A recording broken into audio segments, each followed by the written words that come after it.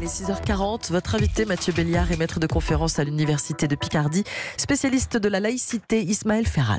Bonjour Ismaël Ferrat. Bonjour. Merci d'être avec nous sur Europe 1 ce matin. Le ministre de l'Éducation nationale, Jean-Michel Blanquer, qui doit ouvrir le séminaire national des coordonnateurs des équipes académiques Valeurs de la République. Ces équipes-là sont celles qui sont censées faire des remontées de terrain sur la question de la laïcité, les atteintes à la laïcité dans le cadre scolaire. Le ministre qui veut réaffirmer les principes et puis qui veut tout simplement apporter une réponse à tout ce qui est contestation de la laïcité.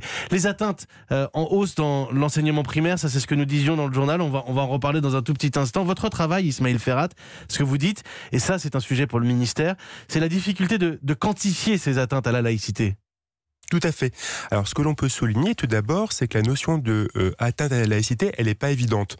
Par exemple, pendant très longtemps, jusqu'en 89, le foulard n'était pas considéré, par exemple, comme étant un sujet d'atteinte à la laïcité, puisqu'il était soit absent, soit accepté, ou alors n'était pas traité par le cadre réglementaire.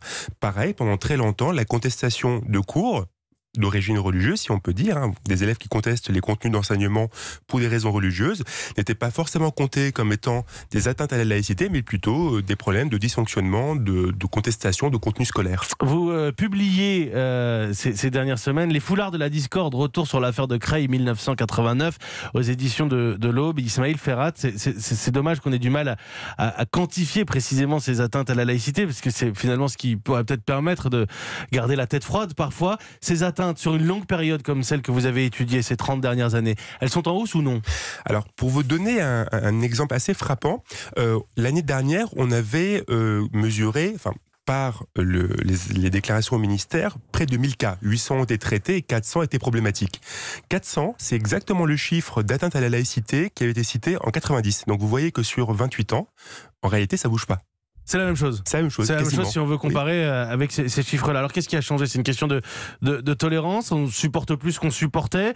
Peut-être que les Français, leurs regards ne sont plus les mêmes qu'il y a 30 ans. Tout à fait. Alors prenons un cas qui est assez cité aujourd'hui, la question des dispenses de complaisance de piscine. Pendant très longtemps, c'était accepté. On savait que une partie des élèves, notamment des filles, étaient dispensées de piscine sous des raisons plus ou moins, on va dire, acceptables, objectivement. Parfois pour des raisons religieuses. Aujourd'hui, on voit que le ministère durcit le ton en disant qu'il n'est pas normal, par exemple, que des jeunes, notamment des jeunes filles, n'aillent pas à la piscine pour des raisons confessionnelles ou culturelles. Mais vous dites qu'on ne peut pas quantifier de hausse des atteintes à la laïcité. Le fait religieux, il est plus présent, clairement? Ça dépend des groupes sociaux.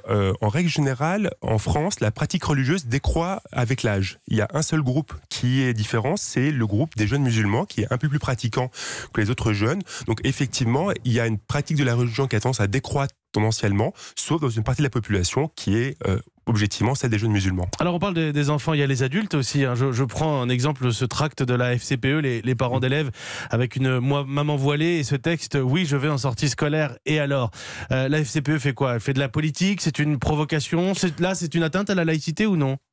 La question des mamans voilées accompagnatrices est un sujet qui est apparu en 2012, suite à la circulaire Châtel.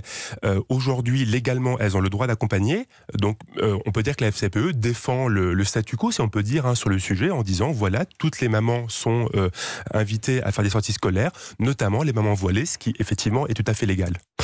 Jean-Michel Blanquer doit prendre la parole aujourd'hui. Alors il y a beaucoup d'aspects sur cette question de la laïcité. Évidemment, on essaie de parler d'un maximum de ces aspects. L'école primaire où nous le disions dans le journal de 6h30, on a peut-être sous-estimé les atteintes à la laïcité.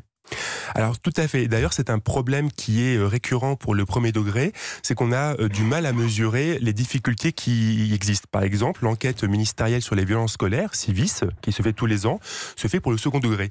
Et donc, on a du mal à mesurer le niveau de violence qui existe dans le premier degré. On sait qu'il y a des difficultés. Il y a une enquête récente, par exemple, sur les directeurs d'école en région parisienne. Donc, le fait qu'il y ait des problèmes de laïcité en école primaire, c'est très probable, parce qu'effectivement, on a plus de mal à le repérer, parce que l'outil statistique est plutôt centré sur le second degré.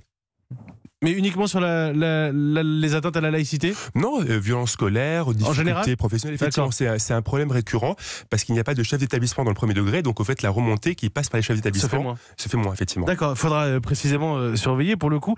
Et une dernière question sur les écoles hors contrat.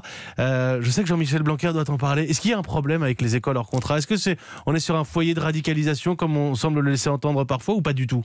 Alors certaines écoles hors contrat sont effectivement très religieuses. Alors il faut rappeler que leur contrat, ça reste très minoritaire, c'est moins de 1% des élèves, donc c'est en fait rien du tout quand on compte. Mais effectivement, certaines écoles hors contrat, avant on parlait des sectes, le mot a été oublié, mais c'est extrêmement important, sont effectivement des foyers de pratiques religieuses très radicales.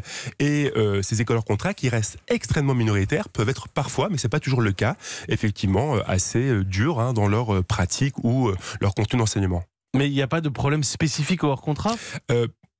Le hors contrat, par définition, comme il n'est pas régulé de la même manière que le secteur public ou le privé sous contrat, peut avoir des traditions, on va dire, religieuses, cultuelles, beaucoup plus dures que ce qui est dans le privé sous contrat, qui lui est contrôlé quand même fermement par l'État. Merci beaucoup, Ismaël Ferrat. Merci beaucoup. Merci beaucoup d'être passé par le studio d'Europe 1 ce matin pour nous aider à y voir clair. On comprend bien que c'est difficile de quantifier ces atteintes à la laïcité et qu'on a besoin d'avoir la tête froide. On a peut-être besoin de vous lire, de lire vos travaux. Je rappelle que vous êtes maître de conférence à l'université de Picardie, spécialiste de la laïcité et auteur des Foulards de la discorde. Retour sur l'affaire de Creil, 1989, de 1989 à aujourd'hui finalement, aux éditions de l'Aube. Merci Ismaël Ferrat. Merci à vous. 6h46.